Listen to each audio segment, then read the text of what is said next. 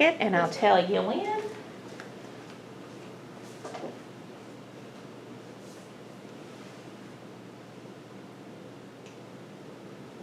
All right, when you're ready.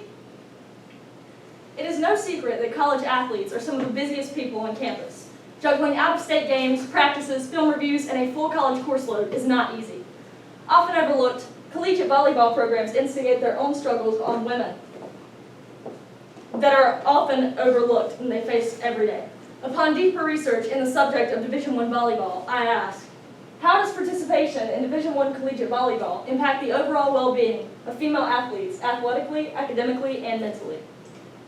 Division I participation in the sport of volleyball is a substantial accomplishment that only 1.2% of high school volleyball players achieve, according to the NCAA.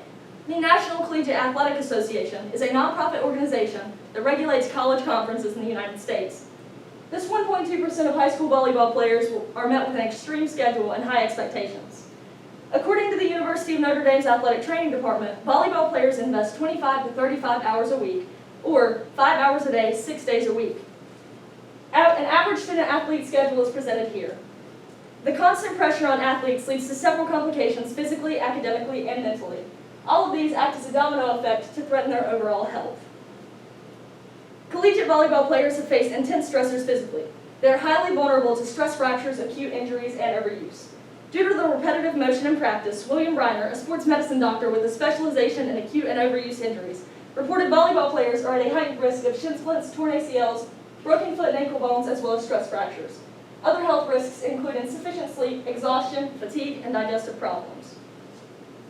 One solution to physical issues is funding athletic training departments. 34% of schools reported lack of access to trainers in 2019, as reported by the National Athletic Training Association. The National Athletic Training Association is a professional membership association for certified trainers. Funding athletic training departments at each school would help to better take care of injured athletes through diagnosis and multiple perspectives on treatment. It would also help alleviate pressure and stress on acting trainers and provide stricter protocol. However, some argue that women's sports would not significantly benefit from expanding athletic training budgets because of the unproportional access men have compared to women.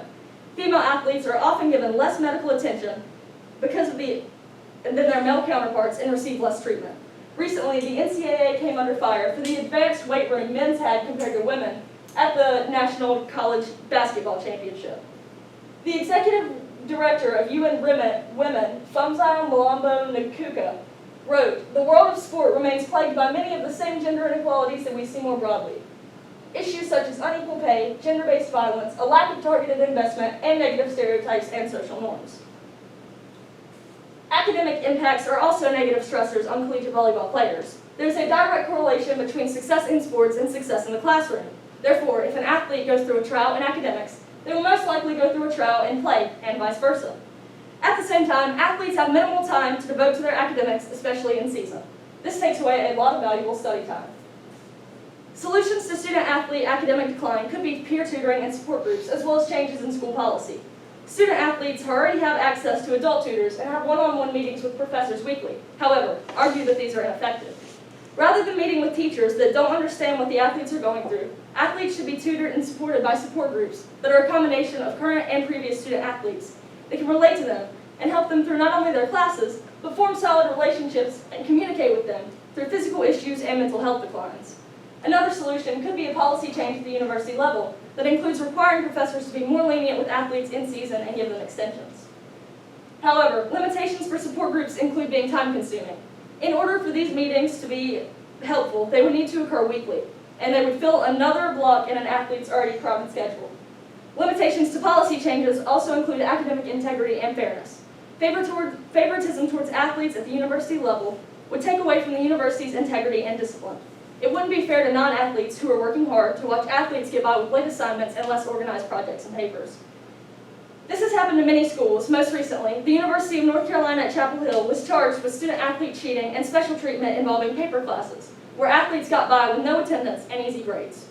UNC Chapel Hill almost lost their accreditation and was put on probation for this. Lastly, physical and academic stress tally up to a severe epidemic in collegiate sports: depression and anxiety. As you can see, college athletes are at a heightened risk of anxiety, clinical depression, suicide, loss of identity, and eating disorders. Data presented by the NCAA in 2019 revealed that almost 60% of collegiate athletes had reported feeling hopeless, 90% had reported feeling overwhelmed, and 43% had reported that they had felt so depressed it was hard to function in the last 12 months. Solutions to the mental health epidemic include access to mental health help and configuring the NCAA curriculum on wellness. Most athletes and most people have a stigma when it comes to mental health. Athletes especially believe they are invulnerable to it due to their grind culture. This makes it difficult for athletes to reach out for help, and when they do, they know little about their condition and don't know where to look. In a report conducted by Southern Illinois University, 25.7% of athletes reported not knowing how to access treatment or help at the university. Having active counselors and therapists, not for grades and conditioning, but for depression and anxiety, would help athletes understand what they are going through and start the road to recovery. Meanwhile, configuring the curriculum would be vital to preventing mental health devastation in collegiate volleyball. Record-setting University of Southern California libero Victoria Garrick, who finished her collegiate and professional career to pursue motivational speaking, has reported that out of all the hours she spent in NCAA wellness classes, mental health was never mentioned. The NCAA requires its athletes to take courses on things relating to physical wellness, sexual assault, team building, leadership, and others. However, 44.5% of athletes reported they had never been educated about mental health. Limitations for providing therapists and caretakers for volleyball players includes funding. Universities invest a lot of money into their varsity sports programs, and sports like volleyball that typically don't generate revenue compared to football or men's basketball receive less opportunities. Meanwhile, limitations to configuring the curriculum are met in response with the argument that sports are beneficial to your overall well-being. As asserted by the British Journal of Education, Society, and Behavioral Sciences, sport reduces stress and facilitates endorphins release, improves the immune system, affects psychological elements such as self-confidence, and also reduces the risk of depression. While sports do produce serotonin and melatonin due to the movement of the body's muscles, nothing is good for you unless it is in moderation. While playing sport for fun is healthy, playing sport in the extreme is not. In conclusion, women's collegiate volleyball players have been at risk for physical, academic, and mental health spirals due to the increasing popularity and demand of their sport. Solutions to this include better access to trainers, support groups, and education. All right, 7 minutes and 4 seconds. Okay, let's look at your oral defense questions. How did your research question evolve as you moved through the research process, and did your research go in a different direction than you planned? My research question did not evolve much, and my research didn't exactly go in a direction that I didn't plan on it going. So I have been surrounded by high-level and national collegiate volleyball for the past 2 years, and it gave me, I'm not going to say it gave me a bias, but I knew where to look for my sources, and I had already been receiving information from conferences, speakers, prior alumni for college Division I volleyball, coaches, and a lot of sports medicine doctors and that kind of thing. So it wasn't a bias, but it did give me the information that I needed, or I knew how to easier access it and plan my research. Okay. Explain the level of certainty you have about your conclusion, solution, or recommendation. I am very certain about my conclusions and solutions. I've received all of my data and statistics from sports medicine doctors, universities, athletic training departments, and the NCAA. Meanwhile, Victoria Garrick and other speakers, such as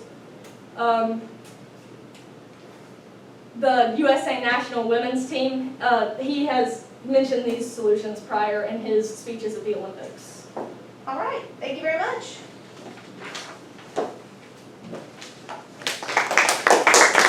Don't forget the clicker, get on. Jacob, you're up. Oh, I'm so excited. Yeah.